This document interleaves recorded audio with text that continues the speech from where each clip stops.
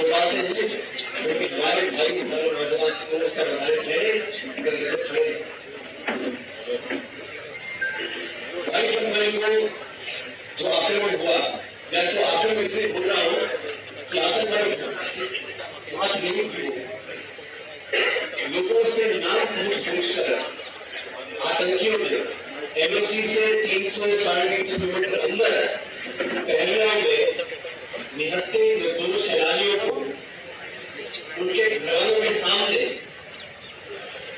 उनकी जो हत्या की है वो भारत की अस्मिता, भारत की अखंडता और हमारे मुल्क पर एक तरह का आक्रमण था और उसका जवाब देना अति आवश्यक था।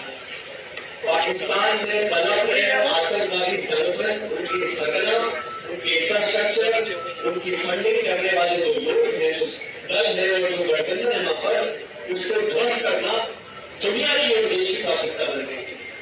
मैं इस मौके पर धन्यवाद देना चाहता हूं 22 जनवरी को ही अखिल भारतीय कांग्रेस कमेटी ने निर्णय लिया, हमारे अध्यक्ष खड़गे जी ने कहा कि देश में जहां हत्या होती हम उनको श्रद्धांजलि देते हैं, लेकिन हम भारत सरकार के साथ पूरी ताकत से खड़े हैं।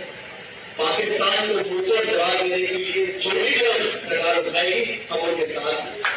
और मुझे गर्व है कि कांग्रेस पार्टी ने विचारधारा से ऊपर उठकर वर्तमान सरकार को ताकत देने का काम किया।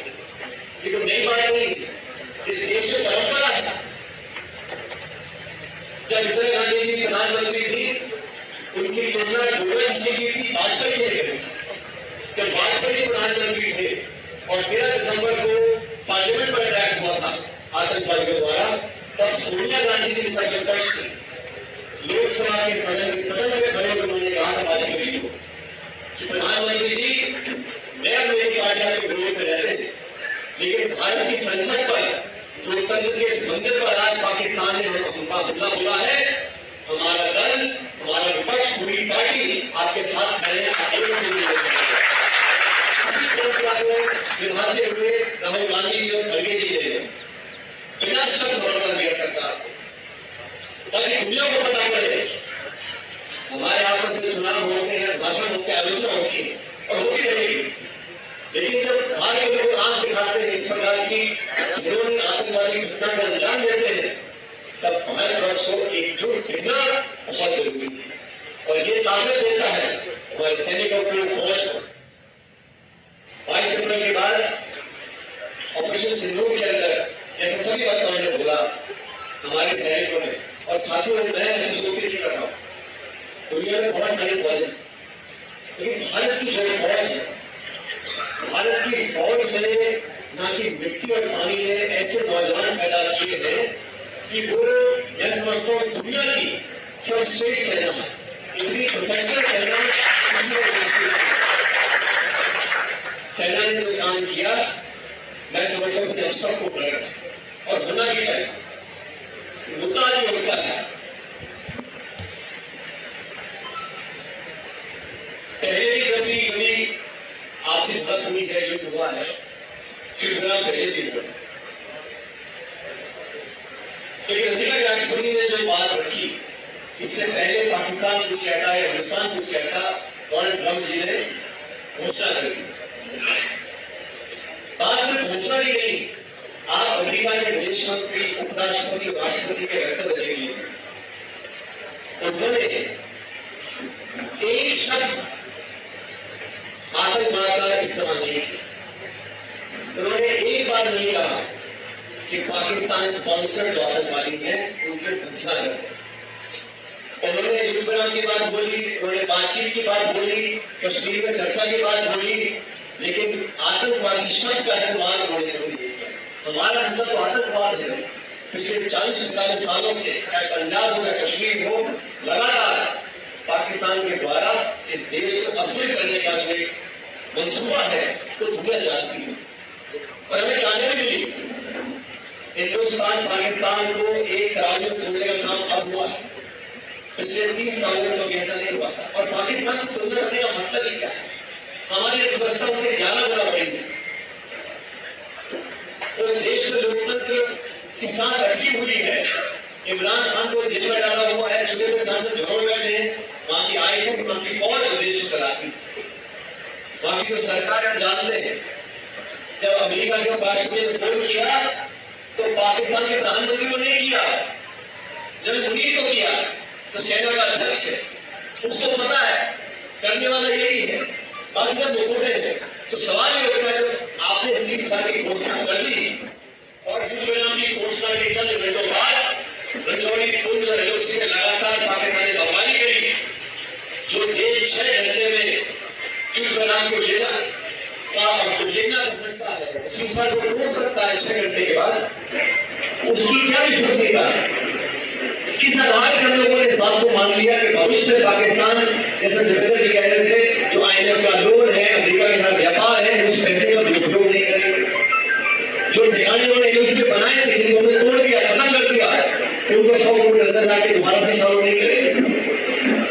आतंकवादियों को पनाह देना आज की बात नहीं है। ये ओसामा बिन लादेन कहां मिला था? पाकिस्तान आर्मी कैंप के पास मिला था, जो अमेरिका ने उसको मारा था। पसंद की ताकत कहां से आती है? हाथ सही कहां पर है? ये पाकिस्तान लंबे समय से करता आ रहा है, लेकिन दुर्भाग्यवश पूरी दुनिया में जिस तरह पाकिस्तान को आतंकियों का समर्थन करने के लिए देने का हमें करना चाहिए था, शायद उसमें कमी रह गई है। जो यहां से स्टेटमेंट आ रहे हैं, हम तो समर्थन में खड़े आज भी। ऑपरेशन सिंदूर वायुसेना ने स्टेटमेंट लेकर कहा कि अभी चालू है, जो कदम उठाने उठाएंगे, लेकिन सेना के लोगों का अपमान करना। कल कुरैशी गुजरात से आती है, उनकी तीसरी पीढ़ी फौज में, एक कमांडर योगिका सिंह जी, उन दोनों ने जिस बहादुरी से और जिस आत्मविश्वास के साथ पूरी फौज का विवरण किया, पूरे एक्शन के बारे में उनको बताया, पूरे मुल्क को उनके बारे में क्या शब्द बोले जा रहे हैं। कोर्ट ने कहा कि मध्य प्रदेश के मंत्री के बारे में तब जाके इस पर दाखिल करने का काम किया। आज भी वो मंत्री बने हुए हैं, क्या करता है उनको? सेना के नौजवानों की बेइज्जती करने का क्या अधिकार है लोगों को? हरियाणा के सांसद है, हरियाणा के राज्यसभा के, क्या बोला उन्होंने?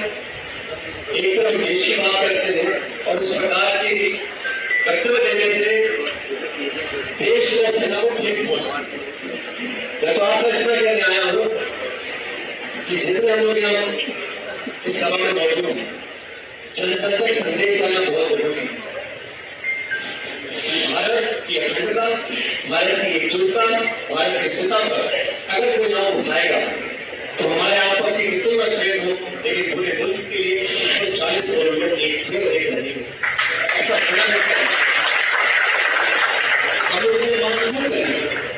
विशेष सत्र बुलाने के लिए विशेष सत्र अगर बुलाया जाता, आपको याद होगा 1994 में नरसिम्हा राव जी प्रधानमंत्री थे, तब पार्लियामेंट ने, लोकसभा में और राज्यसभा में सर्वसम्मति से, एक दल नहीं, सर्वसम्मति से यह प्रस्ताव पारित हुआ था कि पाकिस्तान अधिकृत कश्मीर हिंदुस्तान का हिस्सा बनना चाहिए। 1994 में सर्वसम्मति से पार्लियामेंट ने यह प्रस्ताव पारित किया था कि जो पीओके है, आज भी जम्मू कश्मीर की जो विधानसभा है, वहां पर पीओके के लिए सीट छोड़ी हुई खाली पड़ी रहती है। अब चुनाव नहीं हो पाते तो उन्होंने खाली छोड़ रखी है। चुनाव का जो प्रस्ताव था, आज वो समय आ गया इस प्रस्ताव को दोबारा पार्लियामेंट बुलाकर पारित करना पड़ेगा, क्योंकि लोगों ने ये अफवाह फैलाई है, कोशिश की है। अमेरिका के राष्ट्रपति बोलते हैं भारत कश्मीर का तो होता ही नहीं। आप आतंकवाद की बात करो, पाक स्पॉन्सर्ड टेरर के बारे में आप बोलो, कश्मीर में चर्चा करने का अधिकार किसी को नहीं। शिमला एग्रीमेंट के बाद एक पक्ष मामला बन चुका है, लेकिन हमने मांग करी, राहुल गांधी ने मांग करी कि आप दोबारा सत्र बुलाइए और संसद का सत्र बुलाया जाए।